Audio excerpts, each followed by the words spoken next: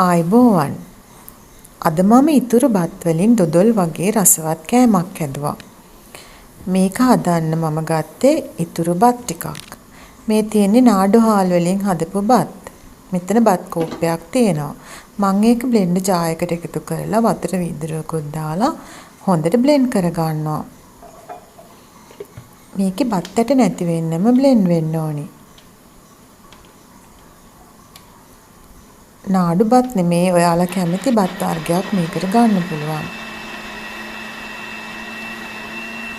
දැන් මම මේක හොඳට බ්ලෙන්ඩ් කරනවා. ඔන්න දැන් බ්ලෙන්ඩ් වෙලා ඉවරයි. මේ බලන්න කෑලි නැති වෙන්නම හොඳට මම බ්ලෙන්ඩ් කරා. ඊළඟට මම භාජනයක් ලිපේ තියලා සීනි මේස් හැඳි දෙකක් එකතු කරනවා කැරමල් වෙන්න.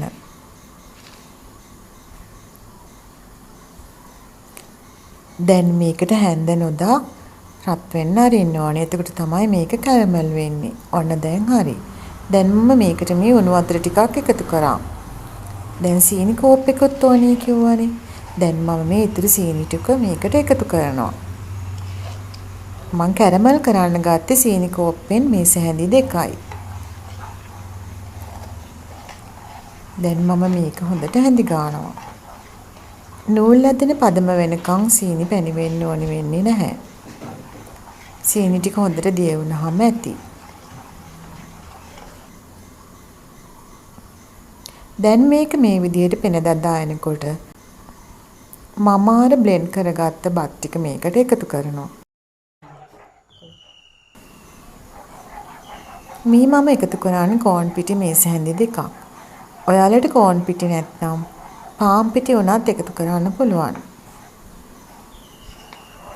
කෑලි නැති වෙනකම් මේක හොඳට දිය කරගන්න ඕනේ.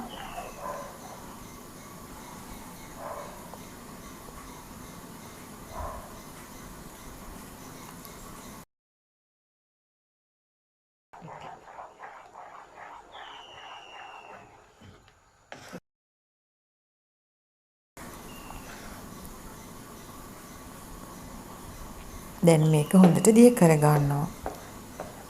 දැන් මම මේ එකතු කරේ බටර් ස්වල්පයක්. ආයෙත් මම මේක හොඳට හැදි ගන්නවා.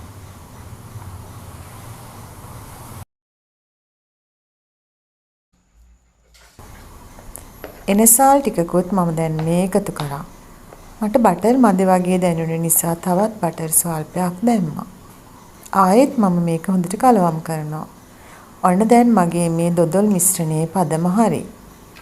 බටර් ගාගත්ත පොඩි බෝල් එකකට මම දැන් මේ ටික එකතු කරනවා. මගේ මේ වීඩියෝ එක හොඳ නම් ලයික් එකක් දාලා කමෙන්ට් කරන්න. සබ්ස්ක්‍රයිබ් කරන්නත් අමතක කරන්න එපා.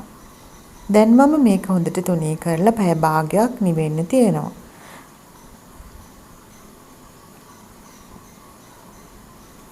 මේක සීතකරණිය දැම්මේ නැහැ කියලා ප්‍රශ්නයක් නැහැ.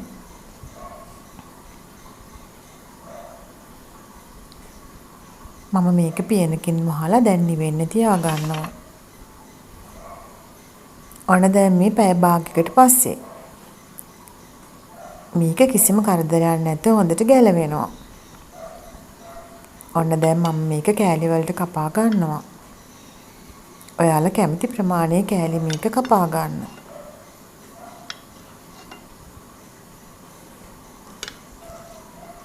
ගෙදර ඉතුරු වෙන බත් වලින් මෙවැනි දෙයක් හදලා බලන්න.